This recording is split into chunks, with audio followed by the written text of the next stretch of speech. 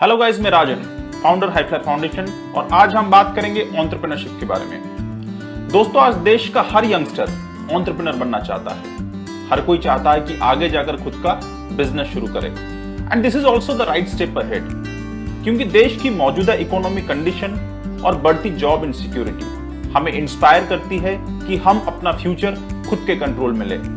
शायद इसलिए देश के प्रधानमंत्री भी ये कहते हैं कि आत्मनिर्भर बनो और देश को आत्मनिर्भर बनाओ। पर दोस्तों, एंटरप्रेन्योर बनने की चाह रखना और एंटरप्रेन्योर बनने में गली क्रिकेट और टेस्ट क्रिकेट जितना अंतर होता है। खेलता हर कोई है, पर सारे खिलाड़ी नहीं होते। तो चलिए आज एक छोटा सा कोशिश करते हैं एंटरप्रेन्योरशिप की डेफिनेशन को समझने के लिए। We can simply define entrepreneurship as the act of creating a business and scaling it to generate a profit, and the person who does this act is an entrepreneur. पर ये definition सुनने में जितना आसान लगता है, समझने में उतना ही कॉम्प्लेक्स है। बिजनेस का पूरा महासागर इस एक डेफिनेशन के अंदर आ जाता है। शायद इसलिए अब तक एंटरप्रेन्योरशिप का कोई स्ट्रक्चर्ड प्रोग्राम नहीं बना है। वैसे बहुत सारी यूनिवर्सिटीज आज के डेट में एंटरप्रेन्योरशिप का कोर्स देते हैं, पर वो सारे कोर्सेज लगभग एमबीए से डिराइव किए हुए हैं। शायद इसलिए मोस्ट ऑफ द एंटरप्रेन्योर्स कभी भी एकेडमिक्स पर एंटरप्रेन्योर बनने के लिए डिपेंडेंट नहीं थे। You see most of the stories being college dropouts. तो जब हमने अपना मॉड्यूल बनाने के बारे में सोचा, तो हमने उन की पॉइंट्स को ध्यान रखा जो हर एंटरप्रेन्योर में कॉमन होता है। उसी के अकॉर्डिंग हमने ये मॉड्यूल बनाया, और जो कंक्लूजन हमें मिला वो ये कि हर एंटरप्रेन्योर में एक चीज कॉमन होती है, वो है problem solving quality. They transform the world by solving problems. अगर आपके पास प्रॉब्लम सॉल्विंग एबिलिटी या प्रॉब्लम सॉल्विंग क्वालिटी है, तो आप एंटरप्रेन्योर जरूर बन सकते हैं। एंटरप्रेन्योर एक ही वो कला है जो किसी भी एग्जिस्टिंग प्रॉब्लम को बतौर बिजनेस अपॉर्चुनिटी ट्रांसफॉर्म कर सकता है। शायद इसलिए एंटरप्रेन्योर्स की जरूरत और इज्जत हर देश और हर समाज में होती है, क्योंकि वो किसी भी एग्जिस्टिंग प्रॉब्लम को सॉल्व करते हैं और लोगों की जिंदगी और दुनिया को बेहतर बनाते हैं। तो चलिए डिस्कस करते हैं कुछ points which will prove the importance of entrepreneurs in any country and why specifically our country needs new entrepreneurs. First point, entrepreneurs create job.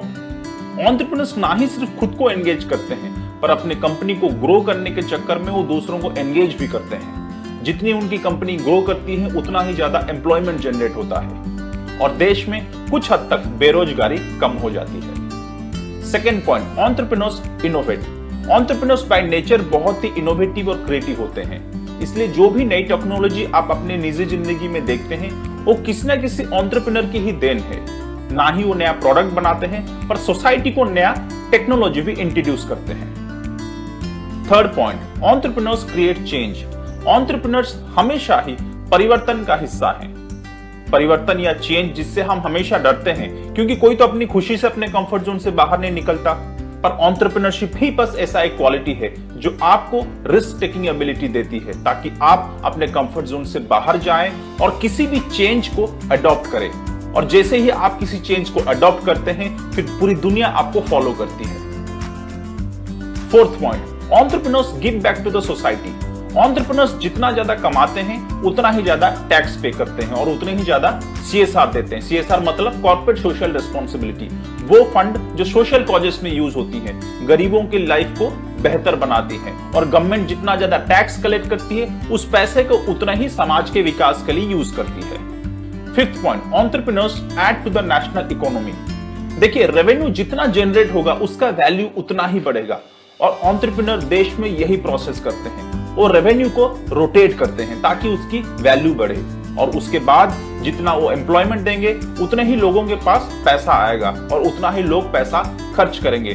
So ultimately the transaction of money happens faster, और इससे देश की economy में सुधार आता है। अब ये सारे पॉइंट सुन के आप में से कुछ लोगों के मन में ये विचार आता होगा कि ये तो सारे समाज कल्याण की बातें हैं, पर आखिर एंटरप्रेन्योर का पर्सनल मोटिव क्या है जिसके लिए वो इतना बड़ा रिस्क लेता है या इतना बड़ा इनिशिएटिव उठाता है? मैं तो कहूंगा इस सोच में कोई गलती नहीं, क्योंकि यही धंधे का उसूल है। भगवान सबका भला करे, पर शुरू मुझसे करे। तो चलिए देखते हैं कुछ पर्सनल मोटिव्स जो एक इंसान को एंटरप्रेन्योर बनने में इंस्पायर करते हैं। सबसे पहला, they don't want a boss. Entrepreneur कभी भी ये पसंद नहीं करते कि उनके सर पर कोई अपनी ओनरशिप थोपे, कोई उनको कंट्रोल करे और कोई उनके इनोवेटिव माइंड को कुछ चीजें करने से रोके।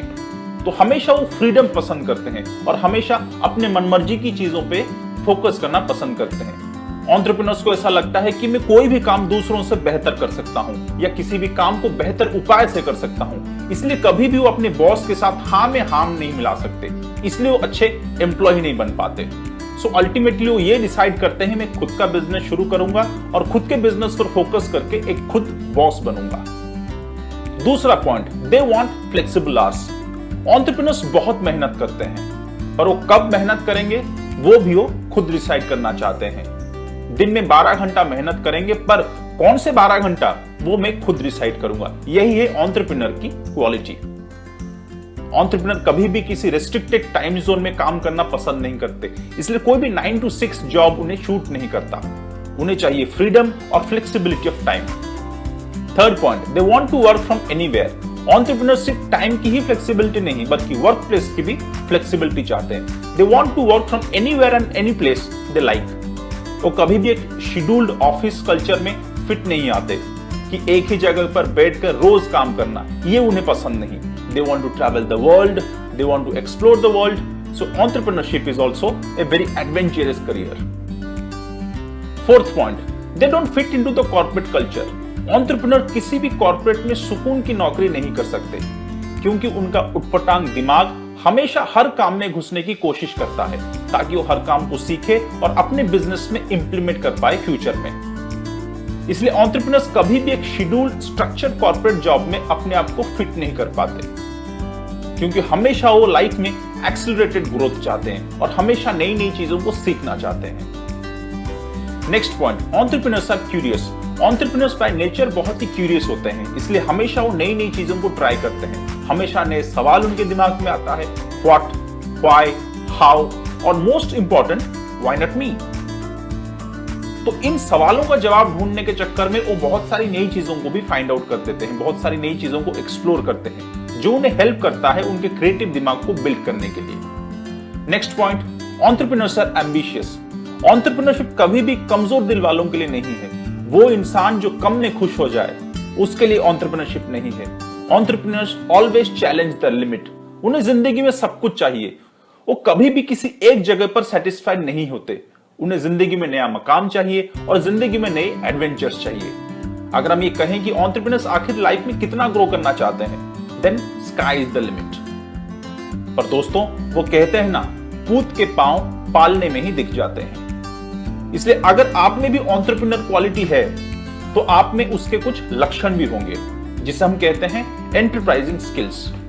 तो आगे जाके हमारे वीडियोस देखिए which is about how to develop an enterprising personality. जिनमें एंटरप्राइजिंग पर्सनालिटी है वो अपने आप को इन सब पॉइंट्स के साथ रिलेट कर सकते हैं, और जिनके पास नहीं है तो एक बात आप तय कर लीजिए कि ये सारे क्वालिटीज इन प्रोसेस डेवलप हो सकते हैं। तो याद रखिए, अगर आपको भी एंटरप्रेन्योर बनना है, जो सबसे पहली चीज आपको दिमाग में ढालनी है वो है प्रॉब्लम सॉल्विंग क्वालिटी। कभी भी किसी प्रॉब्लम से आप समझौता मत कीजिए, fight it out, find a solution, then only your enterprising skills will be developed. आप चाहे किसी का भी एग्जांपल ले सकते हैं, चाहे ओला कैब्स हो, ओयो रूम्स हो या फिर बायजूस। हर कोई इंडस्ट्री का किसी न किसी प्रॉब्लम को सॉल्व करते हैं। कोई अगर ट्रांसपोर्टेशन इंडस्ट्री का प्रॉब्लम सॉल्व कर रहा है तो कोई होटल इंडस्ट्री का या फिर कोई एजुकेशन इंडस्ट्री का, पर सबका बेस कोई ना कोई प्रॉब्लम जरूर है, क्योंकि जब तक आप कोई प्रॉब्लम सॉल्व नहीं करते लोग आपको उसके लिए पे नहीं करेंगे। And if people don't pay you, you can't earn, and if you can't earn then you can't make a sustainable business. फिर मिलेंगे अगले चैप्टर में which is about stages of a startup.